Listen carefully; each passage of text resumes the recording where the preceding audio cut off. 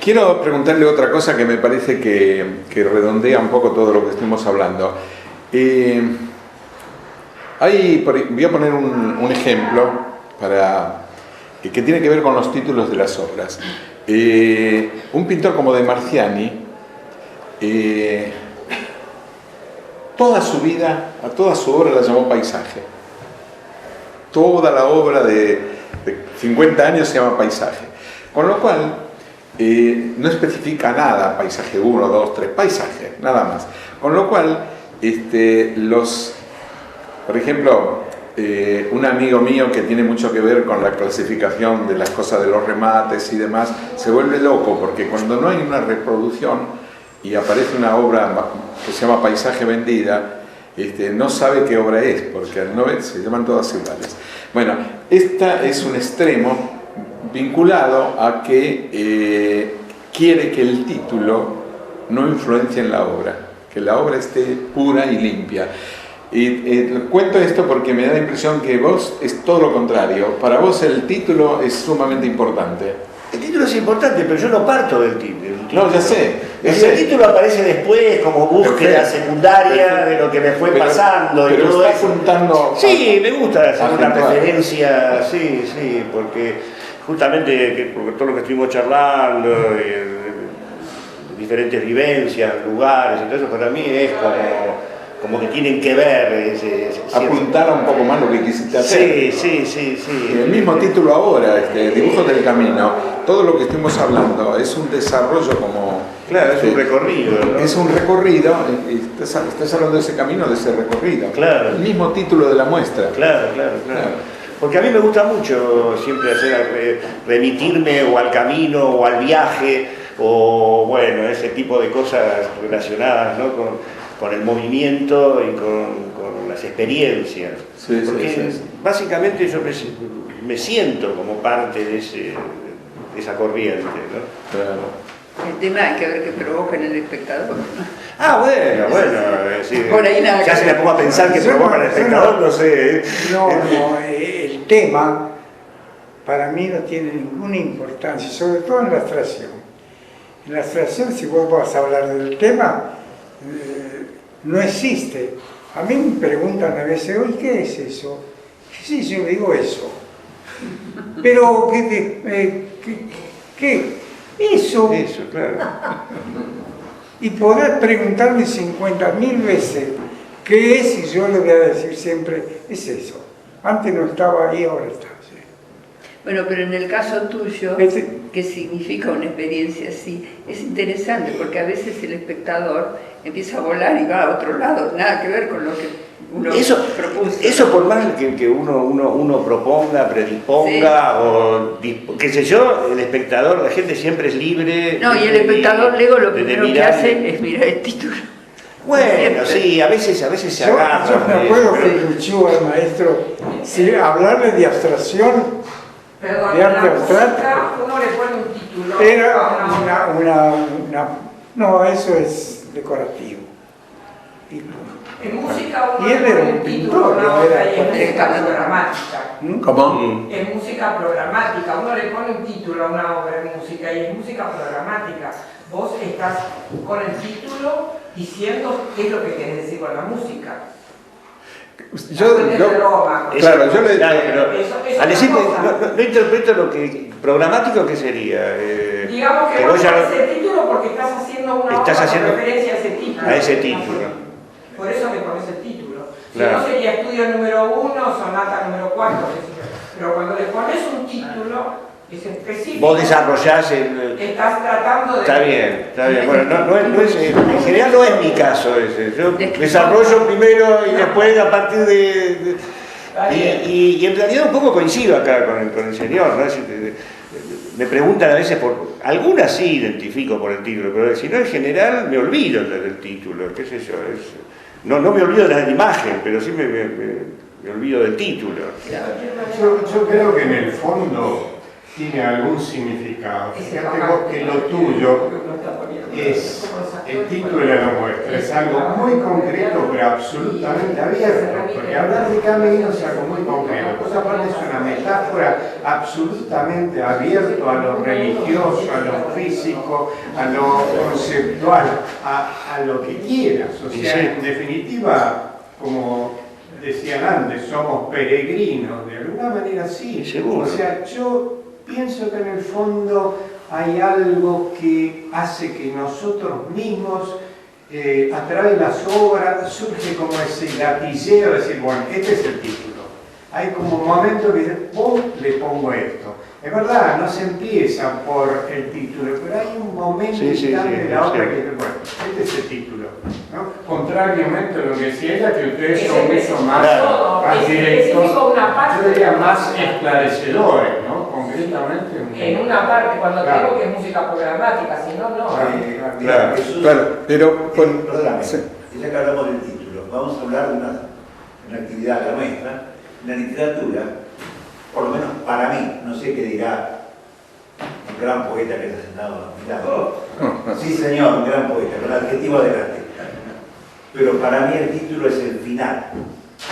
El cuento, que es lo que yo hago específicamente, la narración, el título lo encuentro al final. Primero lo escribo. Sí, eso es una medida lo que él dijo. Yo opino lo mismo, claro. Yo opino lo mismo, es algo que se va armando. Sí, se desarrolla claro. junto con el... Pero Nidia dijo, no, estoy totalmente de acuerdo, pero Nidia dijo algo, por ejemplo, con el título, el espectador, digamos, puede entender lo que quiera. En mi caso, yo digo bienvenido. Es bueno. Bienvenido, Claro, porque es bueno. eso es para mí una de las cosas más importantes que tiene el arte, y hablo de la literatura, de música, de todo, es el poder de provocar las emociones y las sensaciones en el otro.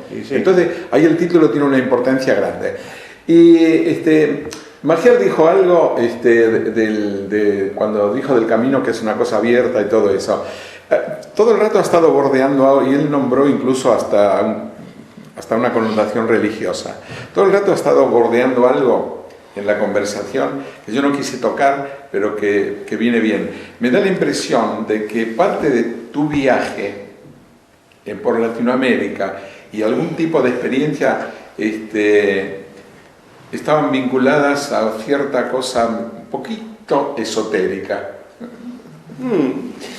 Bueno, sí, es esotérica, no sé si exactamente la palabra, religiosa puede ser. Religiosa puede ser, sí. Me he sentido siempre muy atraído por las diferentes expresiones religiosas, en los pueblos, y la cosa mágica, la cosa eso que es muy fuerte y que en determinados eventos esos pueblos transmiten con mucha vehemencia, ¿no? Que es lo mágico, lo relacionado al cielo, a la tierra. Bueno, por supuesto todo eso tiene costados que uno nos puede conducir a lo esotérico, pero no me parece que pasa más, es decir, creo que, o quizás por mis propias preocupaciones históricas, qué sé yo, lo relaciono más con el misticismo, con el, bueno, quizás es emparentado, ¿no? Sí. Pero no con un esoterismo como práctica cerrada, quiero decir, no, cosa, de acuerdo, de yo buscar, ¿no? Es decir, no sé, ese tipo, qué sé yo. No lo digo con eso, pero en alguna medida los autores que estábamos hablando fundamentalmente los surrealistas que se metieron en Latinoamérica, había una búsqueda de algo mágico. Y sí, eso sí, claro.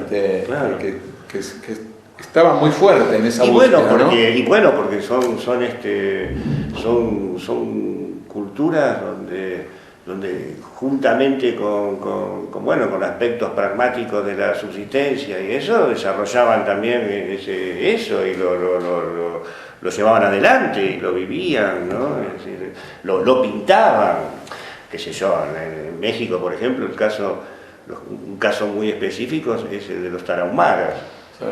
que son del norte, ¿no? Y donde tienen toda una pintura, una gráfica, que son recorridos post-muerte, por ejemplo, en la búsqueda de sus dioses, del sol. Y una poesía. Y la tiene poesía, una poesía claro, maravillosa claro, también. Claro. Sí.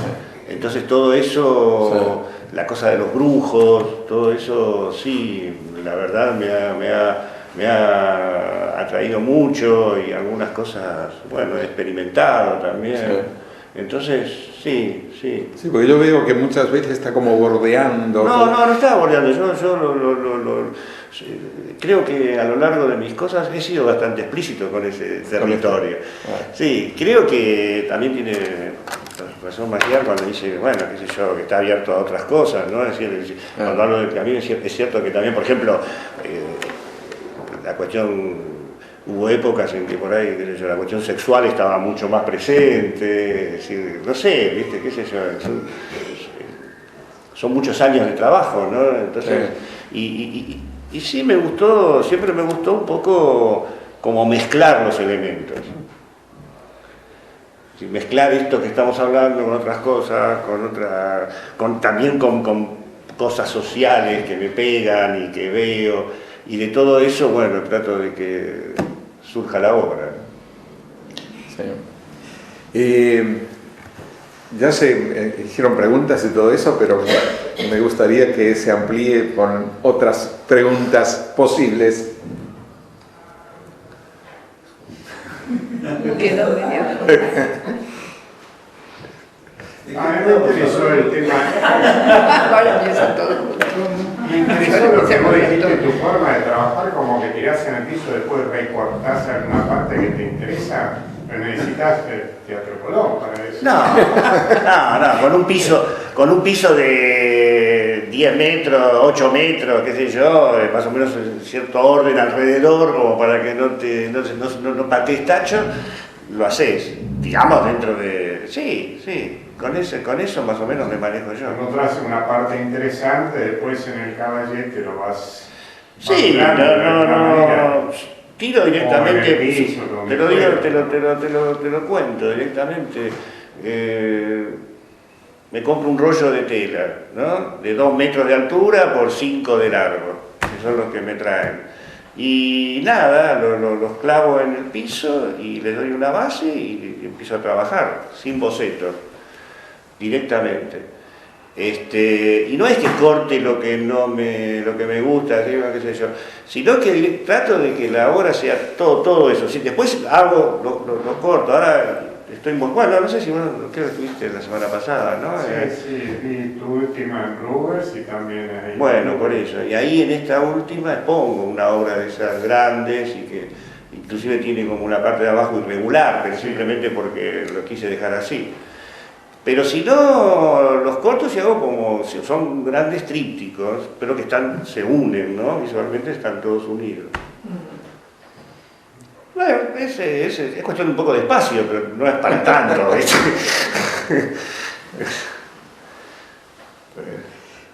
Sí, por ahí cuando decís la corto, estás diciendo la corto virtualmente, es decir, separas una parte y decís, esto es una unidad. Claro, directamente hay dos cosas. Puedo armar el espacio a priori. Sí. Es decir, ¿qué quiere decir eso? Que de golpe trazo con líneas lo que va a ser cada sector. Y eso me da un resultado, me lleva para un lado, porque puede ser como que elaboro más por espacio que en conjunto. Sí.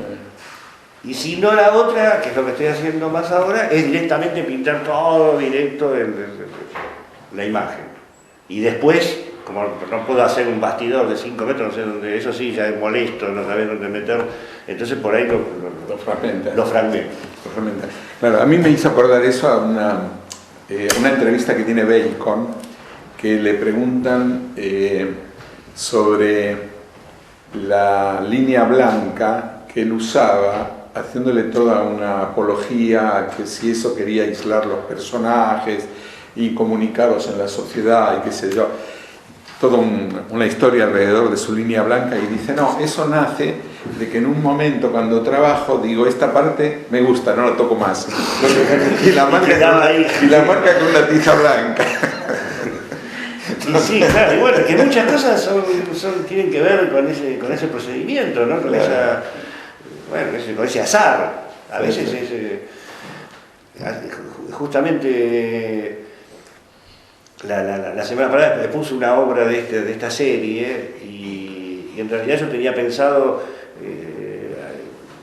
que no sea de 3 partes, sino que fueran 4, como que inclusive lo hice la parte de abajo, pero cuando la terminé y la coloqué y qué sé yo, no sé, me pareció que no tenía nada que ver, que perdía fuerza, así que directamente eliminé eso y quedó el trabajo, la parte de abajo irregular.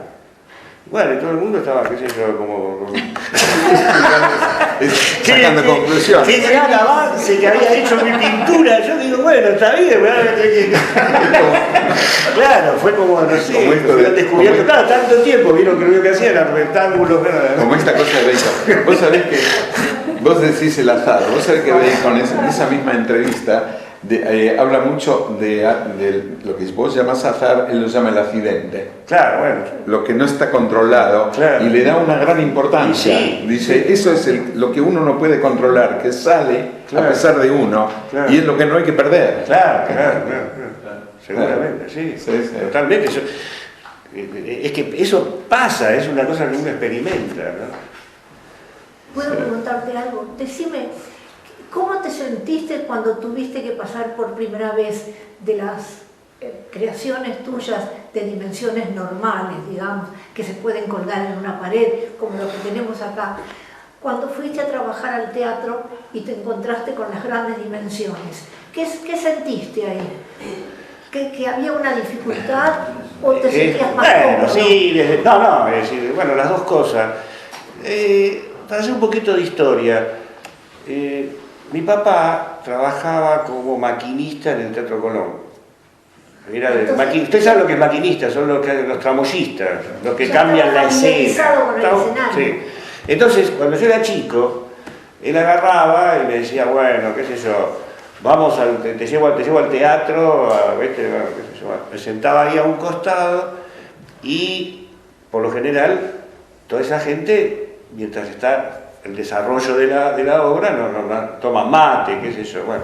Pero de golpe termina un primer acto, empieza el segundo acto y ahí ya todo eso, el escenario se convierte en un caos extraordinario. Entonces mi viejo me decía, bueno, quédate acá, qué sé yo. Entonces yo creo que una de las influencias primeras que tengo y todo eso fue todo esa cosa de subir telones, bajar, gente en movimiento, que llevaban una cosa, volvían, y después todo eso en un tiempo récord tenía que estar armado para levantar el telón, son 15 minutos, 20, qué sé yo, ¿no?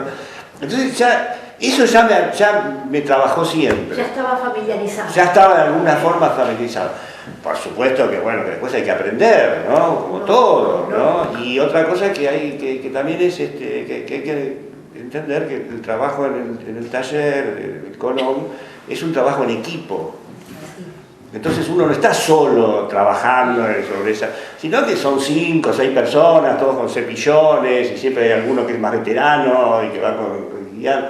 Es decir, al principio sí, un poco inhibe, pero después, como todo, y ahora para mí es mucho más fácil trabajar, me siento más libre trabajando en grandes dimensiones que en un tamaño como este, por ejemplo. Me resulta más difícil trabajar ahora acá. Claro, ahora a mí, por ejemplo... yo estuve viendo ese dibujo al entrar, sí. De las puertas, sí. Y de los pasadizos, sí. Todo eso. Me gustaría ver si realmente es algo muy casual que lo vas encontrando de a poco, o si de alguna manera vos tenés, son como puertas del inconsciente. Esos dibujos de allá. Líneas terroríficas a veces. Sí, no fue mi época kafkiana. No, es verdad. Yo era muy admirador de Kafka, era muy joven. Jorge, ahora que contaste esto del Colón, yo lo sentí perfectamente relacionado, o sea, el caos que se produce dentro de lo que uno conoce, Sí. en una escena, gente que va y Sí, viene. sí. Porque son puertas que llevan y no llevan a ningún lado, Claro. una puerta lleva a otra, Claro. Claro. Yo creo que está como muy relacionado. Y sí, ¿o no? sí, claro, es lo que quiero un poco manifestar, ¿no? Porque se superponían muchas imágenes. Entonces una forma de resolverlo, y aparte lo de Kafka también es verdad, lo que decir, fue una etapa. Porque cuando yo hice esos dibujos yo tenía 22, 23 años, son dibujos de juventud. Ahora decime, te pregunto algo, Sí. perdona. No, por favor. ¿Por qué hiciste esa abuelita tan fea? Bueno, porque eso es parte justamente de la historia. No es inconscientemente, mi abuelita era fea. No tenías ningún cariño. No, soy cruel en eso. Ahora, entre tu forma de trabajar que relataste ahí, por lo menos ahora, de tirar un telón enorme y después separar partes y demás, y lo que contaste de la forma de trabajar del Teatro Colón, yo me explico mucho tu pintura, que tiene una formidable dinámica, no tiene un centramiento, sino que tiene una dinámica que sale fuera del cuadro. Sí. Se sale a una visión más general. Sí, porque tengo esa visión yo un poco, Sí. tengo esa cosa de observar de esa manera. Sí, que le pones un límite, ponerle de 2x2, pero podría haber tenido Claro. un 10x10. Porque yo creo que porque tiene algo que expande más allá de... Porque porque yo la entiendo la pintura como un sistema de pliegues. Se va plegando algo. Es decir, no en un mismo cuadro, sino en toda una serie, ¿no? Es decir, y por eso creo que no es casual lo que le estuve contando, de los telones, ahora estos últimos y todo, porque fue una forma de seguir desplegándome. Claro. Y creo que sí, que hay un vos concepto ahí. Vos sabés que el arabesco, que es la forma de expresarse de la cultura árabe, tienen una concepción que es como un núcleo que se expande, y el límite es la superficie que lo contiene. Claro. Es decir, si la superficie tiene 20 metros, se va a seguir expandiendo. Claro.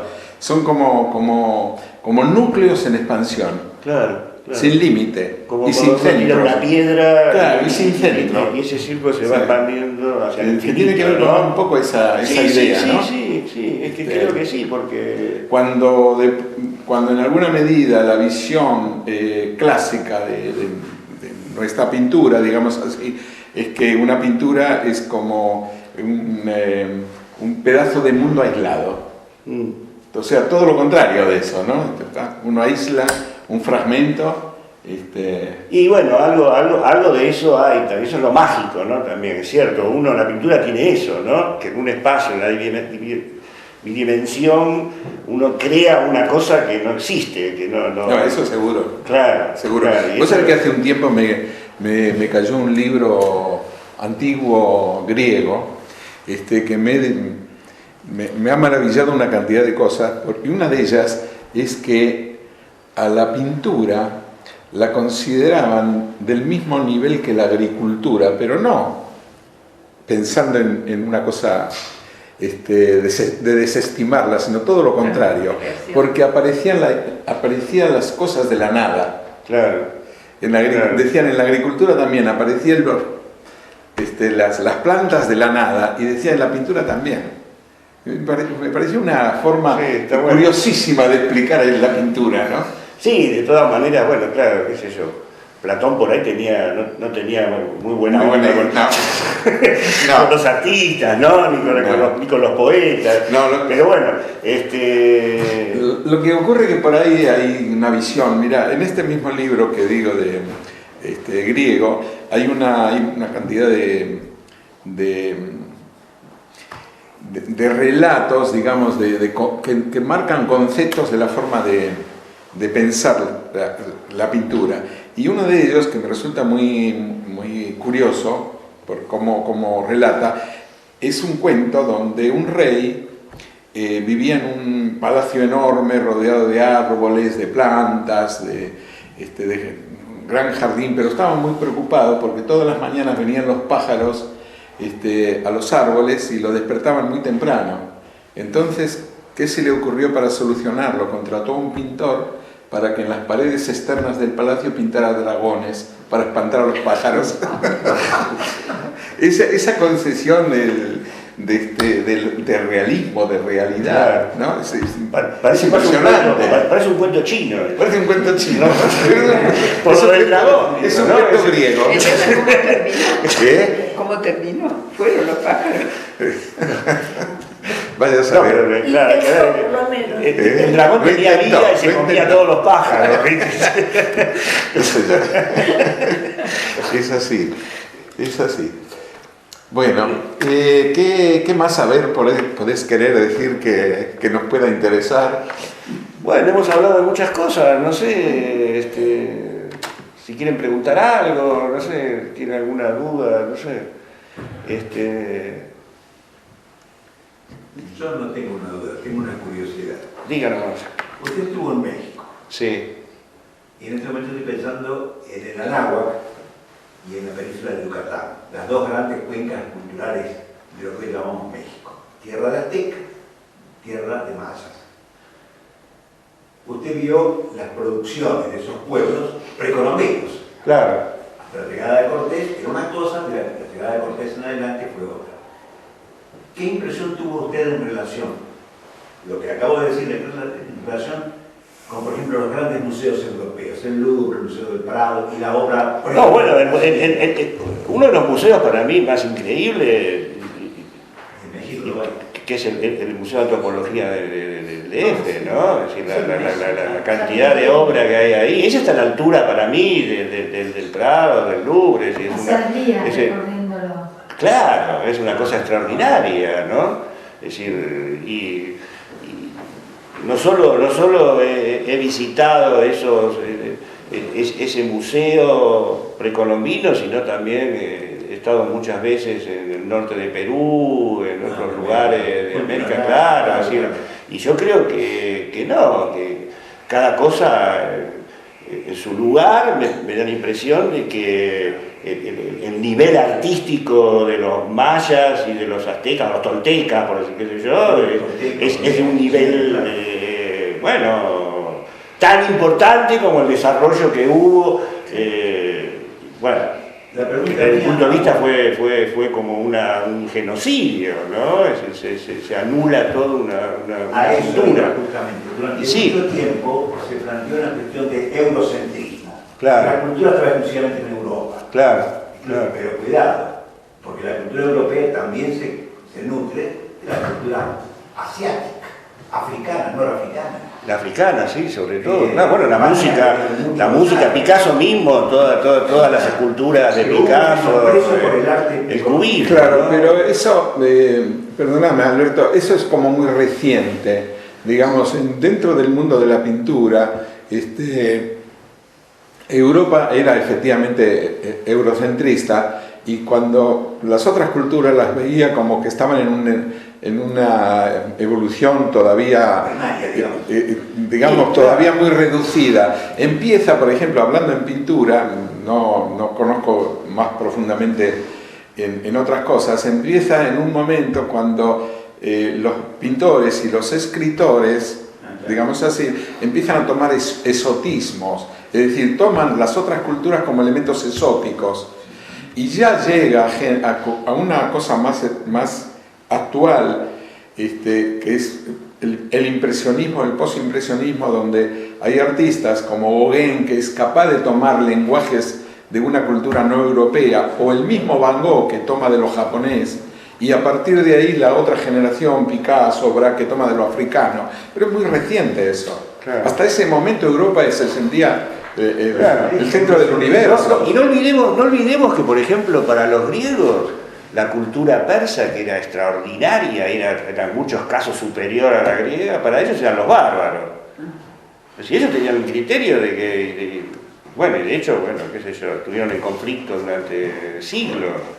O sea que el europeo siempre tuvo, ¿no?, una visión muy centrada en sí mismo, irrespetuosa también, ¿no? Sí, creo que lo que ha pasado con América es algo terrible, ¿no? Porque recién, como decís vos, recién ahora se está como, bueno, revisando y... Los últimos 100 años. Claro.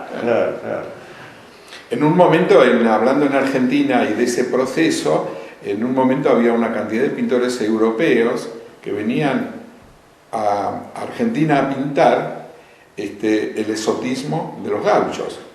Pero les interesaba porque eran exóticos. Claro. Lo diferente. Claro. Y por supuesto que venían a pintarlo con el lenguaje europeo. E influyeron sobre los nuestros. Sí. Bueno, también hay que reconocer que a partir de todo eso se generó algo genuino, ¿no? Qué sé yo, no sé, la literatura, por ejemplo, no sé, ahora se me ocurre pensar en el encuentro entre esas dos posiciones, que es una excursión a los indios Ranqueles, por ejemplo, ¿no? Donde la mentalidad de Mansilla era así bien claramente occidental y qué sé yo, pero sin embargo, bueno... ¿Mansilla con quién? Cuando hace la excursión de los indios Ranqueles, que es el contacto justamente entre dos mundos, y acá era un mundo todavía más primitivo que existía, ¿no? Pero digo, se fueron dando resultados después, mezclas y cosas que bueno, nos formaron a todos nosotros, porque acá, por lo visto, casi todos somos descendientes de europeos. No hay mucho. ¿Qué pensás de Molina Campo? Me encanta Molina Campo. ¿Cómo? Me encanta Molina Campo. A mí también. Me parece un gran... Cuando era niña. No, sí, es buenísimo, muy genuino y muy culto en cuanto a las costumbres del campo. Sí. Pablo Suárez me decía, fíjate, dice, él sabía dónde tal pájaro se posaba, en qué número de alambres y ese tipo de cosas. Es decir, era un observador increíble, ¿no? Que después, bueno, qué sé yo, casi lo estropea Walt Disney, pero bueno. Está bien. Fue una fuente de inspiración. Sí. Claro, Echeverría. Bueno, por eso digo, hay muchas de esas mezclas así después. Surge. Bueno, pero las culturas se forman así, las culturas es una mezcla con vivencias de un lado y de otro. Ojo, que una cosa es una mezcla, es una imbricación de la cultura, y otra cosa es un predominio con la anulación de la otra. Mirá. Cuidado con eso. Sí, pero yo creo que vos conocés muy bien y me parece que ese proceso ocurrió siempre. Cuando él hablaba del predominio de Europa, cuando Roma invade el resto de Europa, anuló todo el resto de Europa. Tal cual. Sí, pero los griegos se filtraron por abajo y entraron. Bueno, hasta el Olimpo le llevaron a los griegos y le cambiaron el nombre. Claro, los dioses eran los dioses griegos. Pero por abajo lo domina Grecia. Claro. Bueno, Grecia. Le cambiaron el nombre a los dioses. Le cambiaron el nombre. Ahí aparece lo que hablábamos antes, o sea, es un ladrillo, por más que hayan destruido, era un ladrillo sobre otro. Hasta el día de hoy lo interesante que tiene la historia, que de repente uno lee cosas de los griegos y uno dice, pero caray, esto de acá viene el hábito tal o cual cosa, o sea que hay como una afluencia continua que es lo que tiene la cultura. Pero yo estoy haciendo una exposición y el asunto es cuando se somete y se mata y directamente tiende a hacerla desaparecer, que eso es un poco una costumbre muy humana. Estoy haciendo una exposición y dentro de las pinturas que hay 3 pinturas que tienen el título de Efeso. A mí es un lugar que me impactó hablando de lo griego y todo eso. Efeso no es una cultura griega, Efeso es Frigia. La tomó Grecia, la invadió y la dominó, pero todas las cosas que Frigia manejaba pregriegas son las que nos han influenciado al mundo entero. el gorro frigio que tenemos en nuestros billetes y demás, que es tomado de la Revolución Francesa, pero los franceses los toman de Frigia. Otro ejemplo que yo pongo que no se puede creer, en las ruinas de Efeso, hay está un banco, el banco. Y de pronto son 4, el banco, el palacio que está bastante entero, el edificio, son 4 columnas con un triángulo arriba. No sé si les recuerda algo, es el signo del Banco Nación. Sí, claro. Hay un hospital, en la entrada del hospital hay 2 columnas así, con la serpiente enrollada en el palo. En otro lado hay un monumento a una batalla. ¿Cómo? ¿Qué es No, ¿A qué corresponde? Pero ¿Qué aparece? corresponde a una experiencia hospitalaria. Ajá. Había una zona que en esa de Efeso, cuando después de las guerras o durante, se tomaban a los que estaban heridos y se los recostaba, etc. Y de repente alguien en su observación cotidiana clínica, digamos, que también es una palabra griega, observa que hay un paciente que mejora, pero había otro que había observado que había una víbora que había depositado, le había largado de su boca un líquido blanco que pasa y luego se da cuenta que ese es el único paciente que mejora. Ese es el símbolo de la farmacia y Claro, hay otro, y estamos hablando ahí de una serie de cosas. Otra cosa que me impactó muchísimo, hay una conmemoración de una batalla, y está escrito Nike, que quiere decir victoria, y el signo de la zapatilla, de Nike, de la remera. Y lo tomaron de ahí. Que la tomaron de ahí, o sea, toda la cantidad de cosas que heredamos, incluso pre-griegas, porque son pre-griegas, son frigias. Y está junto con otra cultura que se llama Gordes, del famoso nudo gordiano, que hay un montón de otras cosas que heredamos. Ambas son pre-griegas. Es una traslación. Bueno, pero muchas preguntas actuales existenciales también son griegas. Digamos que las formularon los griegos o los presocráticos, como quieran. Sí. Pero no hemos tampoco dado muchas vueltas, ¿no? Es decir, nos hemos quedado bastante, tanto con las preguntas, no sé si las respuestas, pero porque no sé si hay, pero muchos de los planteos siguen siendo todavía planteos formulados hace, ¿no? Qué sé yo, hace muchos siglos y sobre todo los griegos. No, seguro. Yo lo que creo es que no solamente las culturas hablando en grandes masivamente, sino los creadores individualmente, que es a lo que íbamos, yo creo que se nutren de montones de vivencias y para mí una cultura es aquella que desarrolla respuestas a su entorno. Claro. Esas son las culturas. Esa respuesta que da es lo que le arma una forma de ser. Pero también pasa en lo individual. Es cierto. Claro.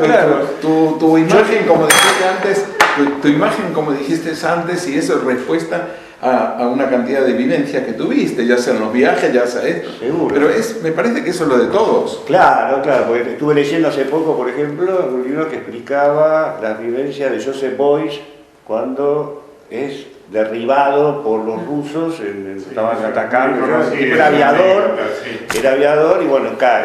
El tipo cae y lo rescata una tribu caucásica, no sé, mongol, no sé qué era. Bueno, él en esa pequeña experiencia, de ahí desarrolló todo lo de la liebre, ¿viste? todo el asunto de...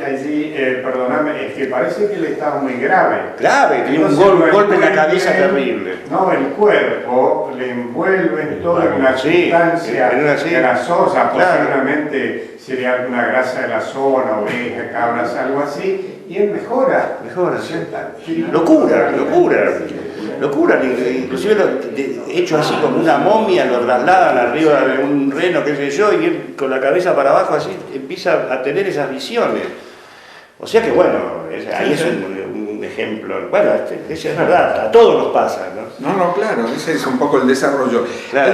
Hace poco leí un libro que se lo había prestado Magia y él también lo leyó, donde hay una cosa que no lo había leído nunca, a pesar de muchas veces que he leído libros de Picasso, es de John Berger, un inglés, donde hace un relato para explicar a Picasso que nunca lo había leído, que dice, mientras que Picasso vive en España a los 20 años, se va a los 20 años, o sea, se forma, toda su formación es española. Entonces de pronto dice, ¿qué pasa?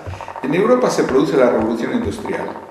La revolución industrial produce obreros, y obreros producen sindicatos, y las protestas de los sindicatos son comunistas, socialistas, etcétera, etcétera. Pero en España no se produce la revolución industrial, no se producen obreros sino campesinos, entonces las protestas son anarquistas. En España se desarrolla el anarquismo como en ningún otro lado de Europa. Y dice, ¿qué hizo Picasso toda la vida? Fue un anarquista que estuvo rompiendo reglas, se la pasó rompiendo reglas de pintura, reglas contra la sociedad. Me pareció una explicación maravillosa. Y sí, bueno, yo creo que el espíritu anárquico es, digamos, el espíritu del artista, ¿no? Qué sé yo, no sé, como que tiene que ser así de alguna manera, ¿no? Uno tiene que buscar esa utopía, esa libertad, qué sé yo. Borges, con todo lo conservador que era, él también se definía como anarquista, ¿no? Yo creo que es lo que un poco vive en el arte, ¿no? Sí, sí. Bueno, cerramos ahí, un aplauso, gracias.